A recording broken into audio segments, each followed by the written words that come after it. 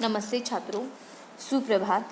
पिछले तासिका के माध्यम से हमने कविता 7वीं पेड़ होने का अर्थ इसका अध्ययन करना शुरू किया है और हमने कुल मिलाकर कवि परिचय, उनकी प्रमुख कृतियों के साथ साथ विधा परिचय और पाठ्य परिचय की जानकारी लेकर काव्य वाचन किया है और आज हमें इस तासिका के माध्यम से जो कविता है, कविता का आशय है, उसके बारे में जानकारी लेनी है। तो देखते हैं कविता।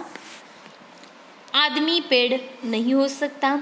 कल अपने कमरे की खिड़की के पास बैठकर जब मैं निहार रहा था एक पेड़ को, तब मैं महसूस कर रहा था पेड़ होने का अर्थ। मैं सोच रहा था आदमी कितना भी बड़ा क्यों न हो जाए, वह एक पेड़ जितना बड़ा कभी नहीं हो सकता, या यूँ कहूँ कि आदमी सिर्फ आदमी है, वह पेड़ नहीं हो सकता। देखो, पेड़ के बारे में यहाँ पर गौतम जी ने जो कुछ बातें कही है वह इस तरह से है। गौतम जी कहते हैं कि मैं अपने कमरे की खिड़की के पास जब कल बैठा था तो मुझे सोचने पर विवश कर दिया और मेरे मस्तिष्क में बार बार अनेक ख्याल आने लगे। अनेक जो विचार है वह विचार बार बार क्या होने लगे कि मेरे मस्तिष्क में आ रहे थे और मैं सोच रहा था, मैं निहार रहा था, मैं उस पेड़ की ओर देख रहा था। तब महसूस कर रहा था कि पेड़ होने का जो अर्थ है वह किस तरह से, देखते हैं कि पेड़ जो है वह मनुष्य का बहुत बड़ा शिक्षक है। पेड़ और मनुष्य के इन दोनों के बीच में जो संबंध है वह पुराने संबंध है। पेड़ ने भारतीय संस्कृति को जीवित रखने का भी कार्य किया है। पेड़ ने मनुष्य को संस्कारशील बनाया है। पेड़ मनुष्य का हौसला बढ़ाता है, समाज के प्रति दायित्व प्रतिबद्धता का निर्वाह करना सिखाता है और सच्ची पूजा का अर्थ समझाता है। कवि कहते हैं, मनुष्य जीवन में पेड़ की जो विभिन्न अर्थी भूमिकाएं हैं, पेड़ अपनी ओर से अलग अलग तरह से इन भूमिकाओं को स्पष्ट करते हुए अपनी होने की जो आवश्यकता है या पेड़ की होने की जो आवश्यकता है उस आवश्यकता की ओर संकेत करते हुए गौतम जी कहते हैं कि सब कुछ दूसरों को देकर पेड़ जीवन की सार्थकता को किस तरह से सिद्ध करता है, इसे इस कविता के माध्यम से हमें देखना है। और मुझे सोचने पर विवश कर दिया।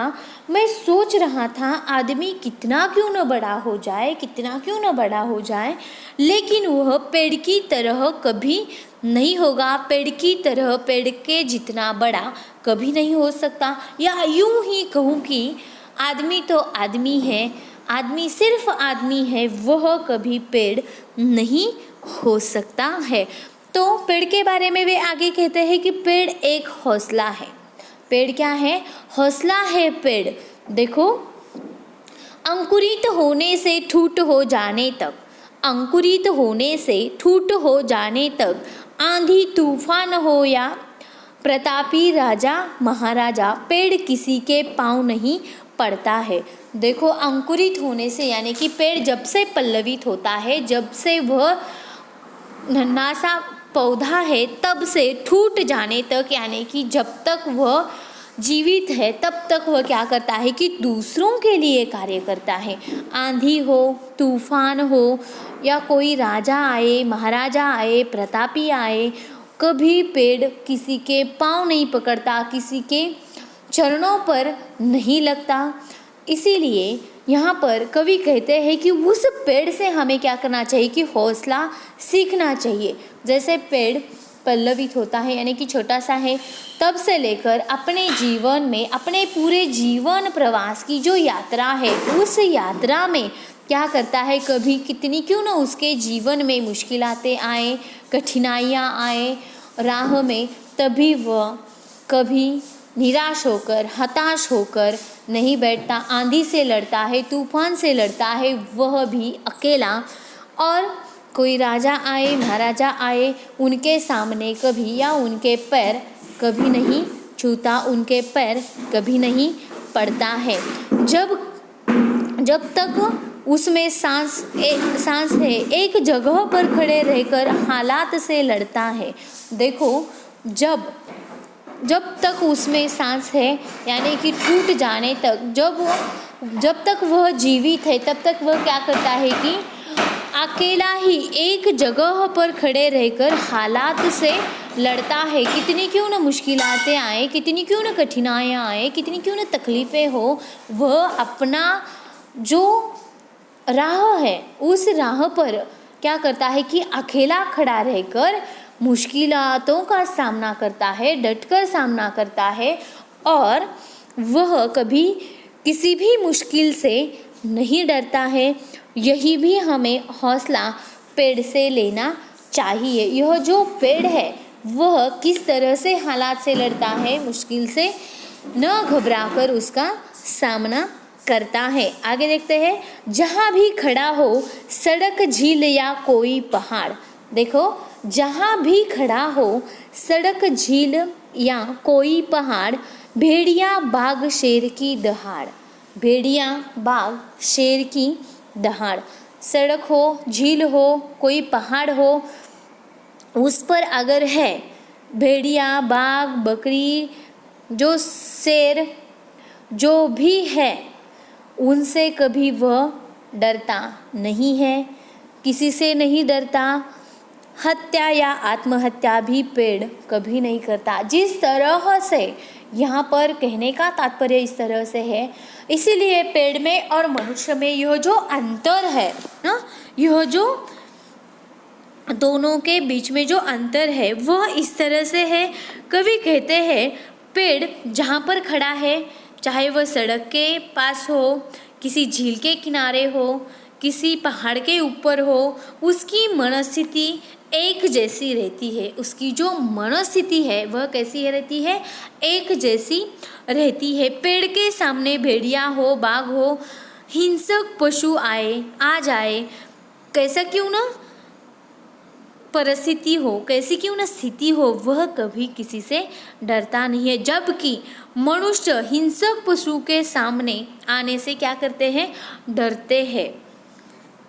मर जाने से क्या होते हैं कि डरते हैं। पेड़ मनुष्य के सामने न कभी किसी की हत्या, मनुष्य क्या करते हैं कि हत्या या आत्महत्या, यह जो प्रकार है वह पेड़ में नहीं है।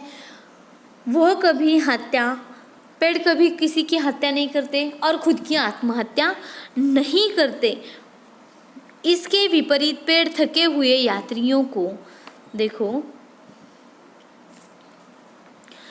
इसके विपरीत जो पेड़ है वह क्या करते हैं कि थके राहगीर को, थके यात्रियों को ठंडी हवा देते हैं, शीतल छाया देता है और उन्हें अपने छाँव में बिठाकर आगे जाने के लिए प्रेरित करते हैं।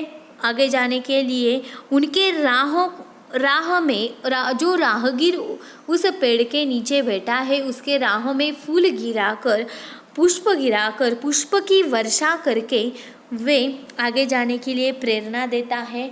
और इस प्रेरणा के साथ उस राहगीर को विदा भी करता है। और गांव के रास्ते का वह पेड़ आज भी मुस्कुरा रहा है। इतने सारे कार्य कर, यह जो सारी मुश्किलातें हैं, यह जो सारी कठिनाइयाँ हैं, तकलीफ़ें हैं, इन सबको उठाकर भी जो गांव के रास्ते के किनारे जो पेड़ है वह आज भी क्या कर रहा है, मुस्कुरा रहा है। तो यहाँ पर पेड़ होने का अर्थ इस कविता के माध्यम से कवि का कहने का तात्पर्य इस तरह से है, हमें भी मनुष्यों को उस पेड़ से प्रेरणा लेनी चाहिए। हमारा हौसला उस पेड़ की तरह होना चाहिए। जैसे पेड़ कभी निराश, हताश न होकर मुश्किलात से लड़ता है, जो उसके राह में तकलीफ़ें हैं, कठिनाइयाँ हैं, उन्हें दूर करने का प्रयास करता है और एक न एक दिन वह कठिनाइयाँ, वह तकलीफ़ें, वह मुश्किलें दूर चली जाएंगी। यह भी हौसला वह रखता है और वह किसी से कभी डरता नहीं, किसी के पाँव पड़ता नहीं, राहगीर को कभी किसी की हत्या या आत्महत्या भी नहीं करता है। यह जो मनुष्य और पेड़ के बीच में इन दोनों को या दोनों के बीच में जो फ़र्क है, उस फ़र्क को भी बताया है और पेड़ से हमें हौसला, मनुष्य को यही बताने का प्रयास किया है कि जो पेड़ है उनसे हमें कुछ तो सीखना चाहिए, उनसे हमें लेना चाहिए कि हौसला किस तरह से रखना चाहिए। यहाँ पर हम रुकते हैं और जो आगे की कविता है उसे हम अगली तासिका के माध्यम से देखेंगे। धन्यवाद।